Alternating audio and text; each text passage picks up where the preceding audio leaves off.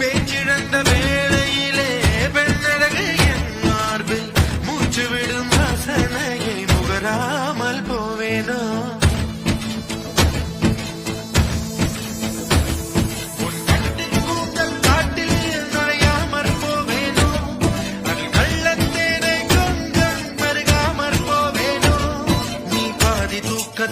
புலம்புவதை ஒலிப்பதிவு நான் செய்ய மாட்டேனோ நீ பாதி தூக்கத்தில் புலம்புவதை ஒலிப்பதிவு நான் செய்ய மாட்டேனோ நீ ஊடல் கொண்டாடும் பொழுதுகளில் அதை உனக்கு ஒளிபரப்ப மாட்டேனோ